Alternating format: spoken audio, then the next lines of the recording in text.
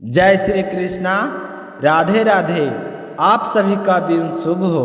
अब तक के सारे अध्याय सुनने के लिए, वीडियो को लाइक और कमेंट करने के लिए आप सभी का बहुत बहुत धन्यवाद। आज दिनांक 25 अप्रैल है, दिन शुक्रवार। आज सुनिए वैशाख मास महात्म्य का 13वीं अध्याय। आज शुक्रवार का दिन है, इसलिए आज का अध्याय शुरू करने से पहले आपको सुनाते हैं संतोषी माता की कथा। इसके बाद आप सुनेंगे आज की अध्याय। तो सुनते हैं संतोषी माता की कथा। एक गांव में एक बुढ़िया रहती थी, जिनके 7 बेटे थे। 6 बेटे कमाने वाले थे, लेकिन एक बेटा निकम्मा था। 6 बेटे कमाने वाले थे और एक बेटा निकम्मा था। बुढ़िया 6 पुत्रों को जूठा 7वें पुत्र को दिया करती थी। 7वां पुत्र एक दिन अपनी पत्नी से बोला कि देखो, मेरी माता का मुझ पर कितना प्रेम है।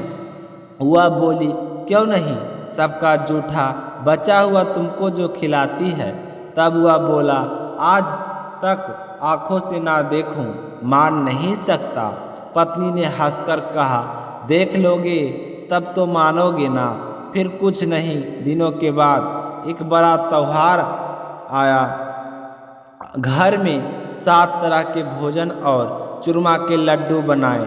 वह पत्नी को बात को जांचने के लिए सिर दर्द का बहाना बनाकर पतला कपड़ा ओढ़कर रसोई में जाकर सो गया और कपड़े में से सब देखता रहा। 6 भाई भोजन करने आए।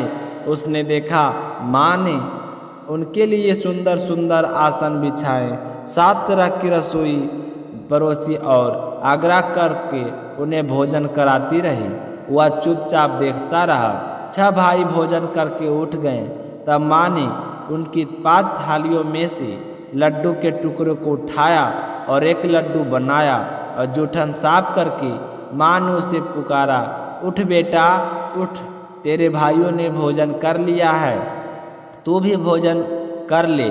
तब उसने कहा, माँ मुझे भोजन नहीं करना, मैं परदेश जा रहा हूँ। माता ने कहा, कल जाना हो सो आज ही चला जा। वह बोला, हाँ हाँ आज ही जा रहा हूँ।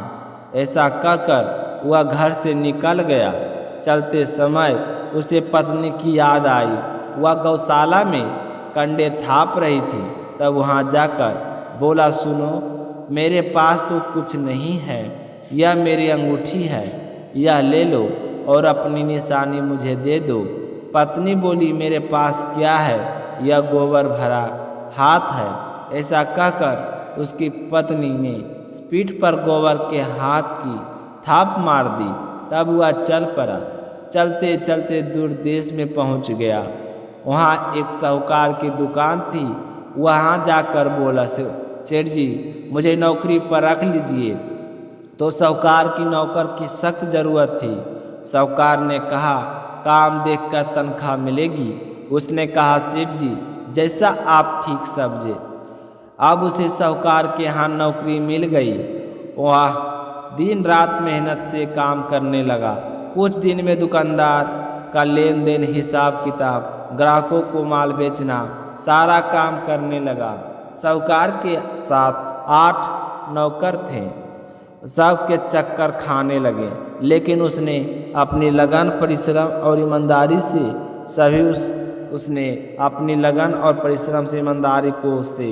सभी को पीछे छोड़ दिया और उसे फिर अपने किए फल भी मिला।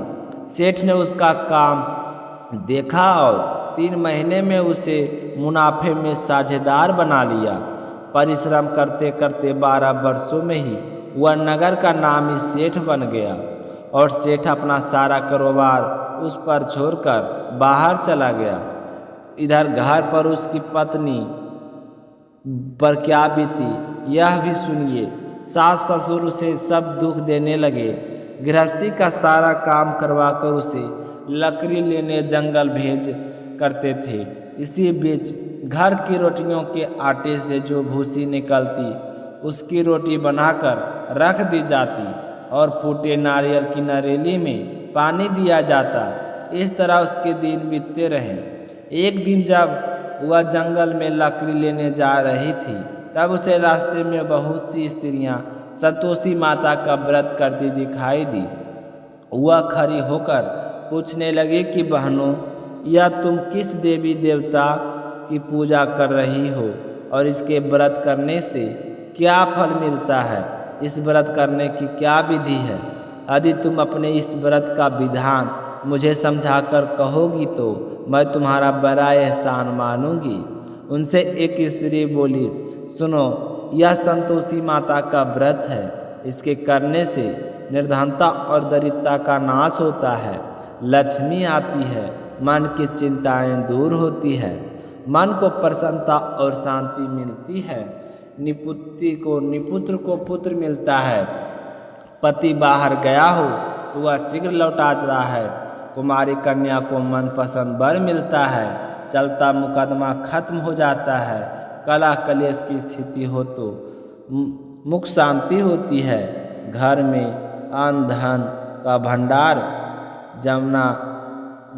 जमा हो जाता है, धन जायदाद का लाभ होता है, और भी जो कुछ भी मन में हो, जो कुछ भी काम हो ना हो, वह संतोषी माता की कृपा से पूरी हो जाती है, इसमें संदेह नहीं है। तब वह पूछने लगी कि यह व्रत कैसे किया जाता है, यह भी बताओ तो बड़ी कृपा होगी। वह स्त्री कहने लगी कि बहन, बिना परेशानी, श्रद्धा और प्रेम से जितना भी बन सके प्रसाद ले लेना। 5.25 रुपये से 5.25 आने या फिर इससे भी ज़्यादा शक्ति और भक्ति के अनुसार गुड़ और चना लेकर हर शुक्रवार को निराहार रहकर कथा कहना सुनना। इसके बीच में कर्म टूटना नहीं चाहिए। लगातार नियम का पालन करना। सुनने वाला कोई ना मिले तो घी का दीपक जलाकर उसके आगे जल से भरा हुआ पात्र रखकर कथा कहना, परंतु नियम नहीं टूटना चाहिए। जब तक कार्य सिद्ध ना हो नियम का पालन करना और कार्य सिद्ध हो जाने पर व्रत का उद्यापन करना। 3 मास में ही माता पूरा फल प्रदान करती है। यदि किसी के ग्रह खोटे हो तब भी माता 1 वर्ष में अवश्य उनको अनुकूल करती है। कार्य सिद्ध होने पर ही उद्यापन करना चाहिए, बीच में नहीं उद्यापन हो। आई सेर आटे का खाजा और इसी अनुसार खीर और चने का साग बनाना। 8 बच्चे को भोजन कराना। जहाँ तक मिले देवर जेठ भाई बंधु या कुटुंब के लड़के लेना। ना मिले तो रिश्तेदारों और पड़ोसियों के लड़के बुलाना। उन्हें भोजन कराकर यथाशक्ति दान दक्षिणा देकर माता का नियम पूरा करना। ध्यान रखना उस दिन घर में कोई खटाई न खाए। यह सुनकर वहाँ से चल पड़ी। रास्ते में लकड़ी के गट्टर को उसने भेज दिया और उन पैसों से गुड़ और चना लेकर माता के व्रत की तैयारी कर रहे आगे चली।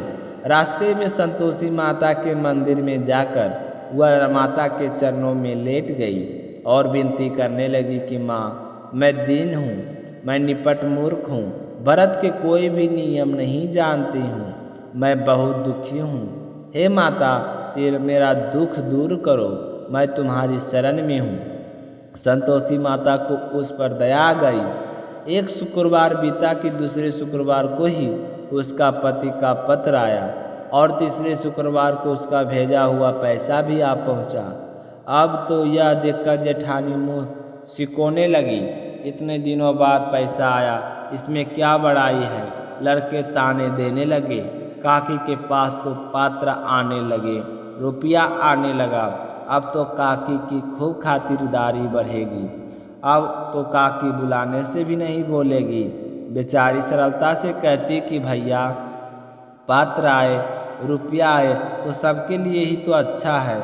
ऐसा कहकर आंखों में आंसू भरकर संतोषी माता के मंदिर में जाकर मातेश्वरी के चरणों में गिरकर रोने लगी। कहने लगी कि मैंने तुमसे पैसा तो नहीं मांगा, मुझे पैसे से क्या काम, मुझे तो अपने सुहाग से काम है। माँ, मैं तो अपने स्वामी के दर्शन और सेवा मांगती हूँ। तब माता ने प्रसन्न होकर कहा कि जा बेटी, तेरा स्वामी भी जल्दी आएगा। यह सुनकर खुशी से बावली होकर वह घर आकर काम करने लगी। अब संतोषी माता विचार करने लगी कि इस भोली भाली पुत्री से मैंने तो कह दिया कि तेरा पति शीघ्र आएगा, पर आएगा कहाँ से? वो तो इसे सपने में भी याद नहीं करता है, तो आएगा कैसे?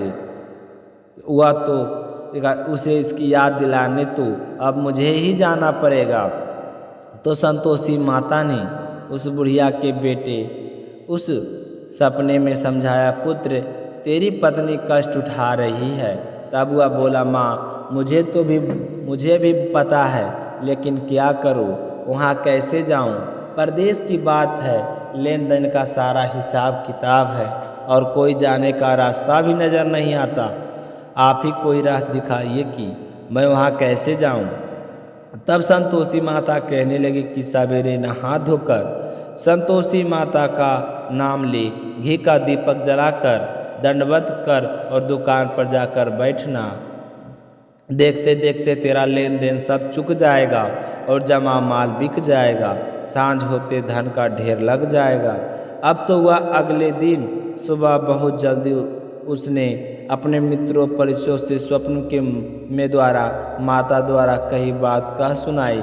वे सब उसकी बात सुनकर उसकी खिल्ली उड़ाने लगे, कहने लगे कि कहीं कभी सपने की बात भी सच्ची होती है क्या? लेकिन उनमें एक बूढ़ा व्यक्ति बहुत समझदार था। वह बोला, देखो भाई, मेरी भी बातों मानो। इस तरह सच या झूठ कहने के बदले देवता ने जैसा कहा है वैसा ही करना, तेरा क्या जाता है? अब बूढ़े व्यक्ति की बात मानकर नहा धोकर उसने संतोषी माता को प्रणाम किया।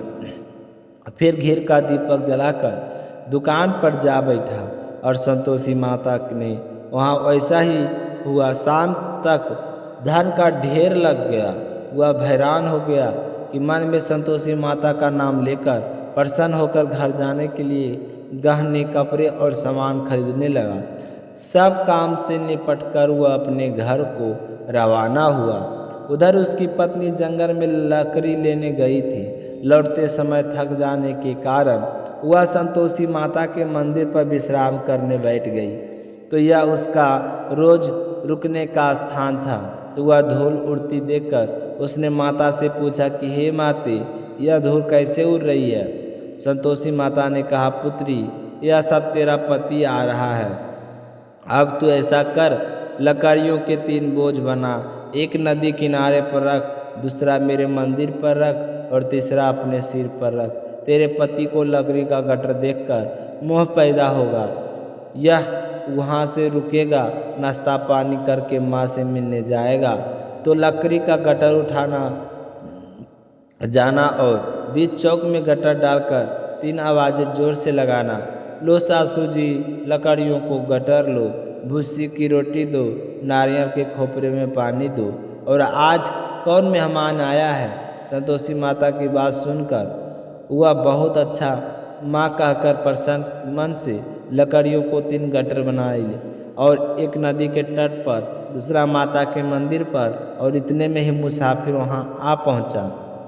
सूखी लकड़ी देखकर उसको इच्छा आई कि अब यहीं विश्राम कर ले और भोजन बनाकर खा पीकर फिर गांव को चले। इस प्रकार भोजन करके विश्राम कर वह अपने गांव आ गई।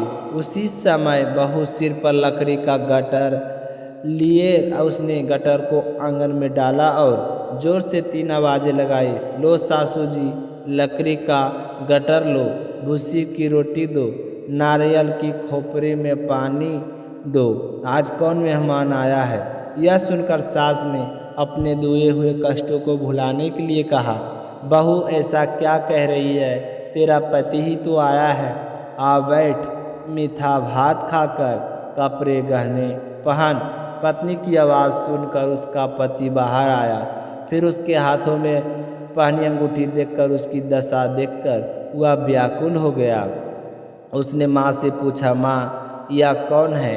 माँ बोली, बेटा, तेरी ही तो पत्नी है। आज 12 वर्ष हो गए हैं जब से तू आया है, तब से सारे गांव में जानवर की तरह भटकती फिरती है, काम काज कुछ करती नहीं है, 4 समय आकर खा जाती है। अब मुझे देखकर भूसी की रोटी और नारियल के खोपरे में पानी मांगती है। तब वह बोला, माँ, मैंने इसे भी देखा है और तुम्हें भी देखा है। मुझे दूसरे घर की चाबी दे दो, मैं उसमें रहूँगा। माँ ने कहा, ठीक है बेटा, जैसे तेरी मर्जी। ऐसा कहकर माँ ने चाबी का गुच्छा बेटे के सामने रख दिया। उसने दूसरे घर को खोलकर सारा सामान सब जमाया और एक ही दिन में वहाँ राजा के महल जैसा ठाट पाट हो गया। अब क्या था, वह सुख भोगने लगी।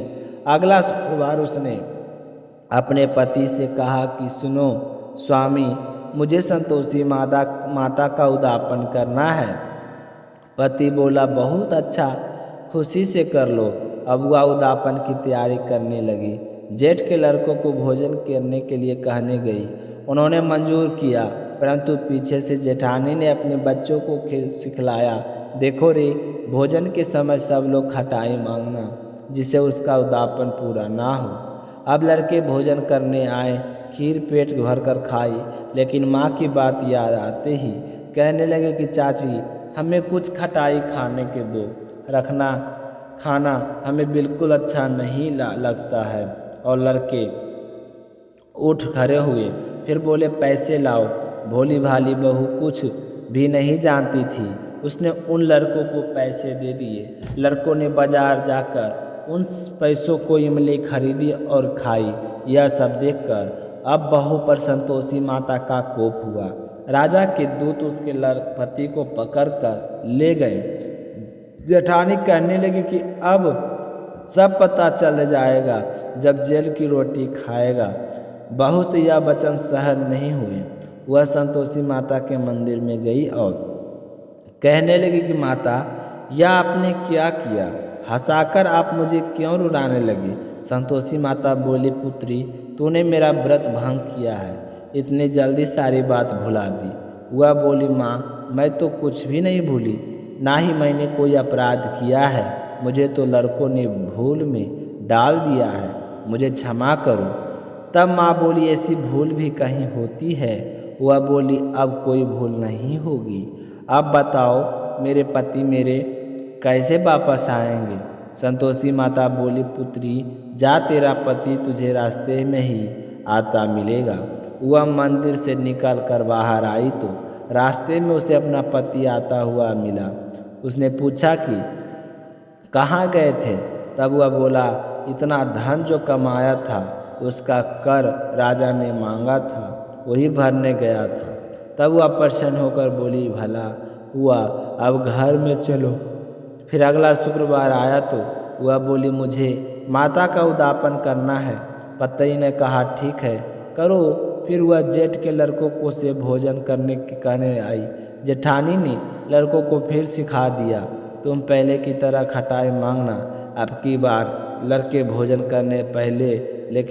करने से पहले ही कहने लगे कि हमें खीर पूरी अच्छी नहीं लगती, जी घबराता है, कुछ खटाई खाने के दे दो। तब वह बोली, खटाई तो खाने को नहीं मिलेगी, खाना हो तो खाओ। और उनके उठकर चले जाने पर उसने ब्राह्मणों को लड़के को बुलाकर उन्हें भोजन करवाया। दक्षिणा की जगह उन्हें एक एक फल दिया। इससे संतोषी माता प्रसन्न हो गई और माता की कृपा से 9 माह बाद उसके चंद्रमा के समान एक पुत्र प्राप्त हुआ। पुत्र को लेकर वह हर दिन संतोषी माता के मंदिर में जाने लगी। माँ ने सोचा, यह रोज आती है, आज क्यों नहीं मैं इसके घर चलूं, इसका आश्चर्य देखूं तो सही, यह कैसे रहती है, कहाँ रहती है। यह विचार कर माता ने भयानक रूप बनाया और गुड़ और चने से सना मुख, ऊपर से मुख के समान होठ पर मक्खियाँ भिनभिना रही थी। दहलीज पर पैर रखते ही उसकी सास चिल्लाई, देखो रे, कोई चुड़ैल डाकिनी चली आई है, जल्दी भगाओ इसे, नहीं तो सबको खा जाएगी। बहू ने रोशनदान से देख रही थी तो वह प्रसन्न उठी, आज मेरी माता मेरे घर आई है। ऐसा कहकर दूध पीते बच्चे को गोद से उतार दिया। यह सब देखकर सास क्रोध से बोले, अरे देखो तो जरा, इसकी उतावली कैसे उतावली हुई जा रही है, जो बच्चे को ही पटक दिया। इतने में ही माँ ने प्रताप से जहाँ देखो वहाँ लड़के ही लड़के नजर आने लगे। वो बोली, माँ जी, मैं जिनका व्रत करती हूँ यह वही संतोषी माता हैं। ऐसा कहकर उसने झट से घर के सारे किवाड़ खोल दिए। सब ने फिर तो माता के चरण पकड़ ली और विनती करके कहने लगे कि हे माता, हम मूर्ख हैं, अज्ञानी हैं, आपके व्रत की विधि हम नहीं जानते। आपका व्रत भंग कर हमने बड़ा अपराध किया है। हे माते, आप सभी अपराधों को क्षमा करो। इस तरह बार बार कहने पर संतोषी माता प्रसन्न हो गई। इसके बाद उसकी सास कहने लगी कि हे संतोषी माता, आपने बहू को जैसा फल दिया वैसा सबको देना। जो यह कथा सुने या पढ़े उसके सभी मनोरथ पूर्ण करना। प्रेम से बोलिए संतोषी माता की जय हो। तो आज का कथा था संतोषी माता का। तो आप सभी श्रोताओं को सुनकर कैसा लगा कमेंट करके ज़रूर बताइएगा। तो सभी भक्तों, आइए सब मिलकर भगवान श्री लक्ष्मी नारायण जी से क्षमा या प्रार्थना कर रहे हैं। सच्चिदानंद परम करुणामय भगवान विष्णु, हे लक्ष्मी नारायण भगवान, आप सबके अंतकरण में वास करने वाले सर्वशक्तिमान हैं और अनंत दयालु हैं। मैं आपकी इस अज्ञानमय बालिका ने जीवन के पथ पर चलते हुए अनगिनत बार आपने विचार, वचनों और कर्मों से जाने अनजाने पात्र त्रुटियां और अपराध किए हैं। हे प्रभु, कभी किसी के साथ कटु व्यवहार किया, कभी अहंकार में कुछ ऐसा बोल गए हैं जो आपकी मर्यादाओं के विरुद्ध था। कभी क्रोध आया, कभी मोह ने भरमाया और कभी लोभ ने मुझे आपके पथ से डगमगाया। परंतु प्रभु, आप तो क्षमाशील हैं। आप तो उसी को उठाते हैं जो गिर गया हो, उसी को थामते हैं जो भटक गया हो। हे श्री हरि, मैं स्वीकार करता हूँ कि मेरी बुद्धि संकीर्ण है, मन चंचल है, इंद्रियों आकर्षणों में बहक जाती है, परंतु मेरा हृदय बारंबार आपके श्री चरणों की ओर ही लौटाता है। हे प्रभु, मैं आपकी शरण में हूँ। आपके बिना मेरा कोई सहारा नहीं है, कोई गति नहीं। मुझ में यदि कोई गुण है तो वह आपके चरणों की भक्ति है। मुझे में यदि कोई शक्ति है तो वह आपके नाम का स्मरण है। आपकी कृपा से बिना मैं कुछ भी नहीं हूँ। इसलिए हे करुणा सिद्ध, कृपया मुझ पर दृष्टि डालिए, मेरे समस्त पापों का क्षमा कर दीजिए। मुझे अपनी भक्ति में दृढ़ बनाइए और अपने प्रेम में बांध लीजिए। मैं ना योग जानती हूँ, ना योग जानता, न यज्ञ, न तप, न व्रत। मैं तो केवल एक बात जानता हूँ कि आप मेरे हैं और मैं आपकी हूँ। यही संबंध मेरी आत्मा का अंतिम पहचान है। प्रेम से बोलिए श्री कृष्ण भगवान की जय हो, श्री विष्णु भगवान की जय हो। तो आप सभी श्रद्धाओं से हमें एक छोटी सी निवेदन है कि आप कमेंट में विष्णु भगवान का जयकारा जरूर लगाएं और साथ ही आप कहाँ से वीडियो देख रहे हैं उस जगह का नाम बताएं और अपना नाम बताएं, ताकि आने वाले वीडियो में आपका नामों का स्मरण किया जाएगा, ताकि भगवान आपकी सभी मनोकामनाओं को पूर्ण करें। प्रेम से कहिए कृष्ण कन्हैया की जय हो।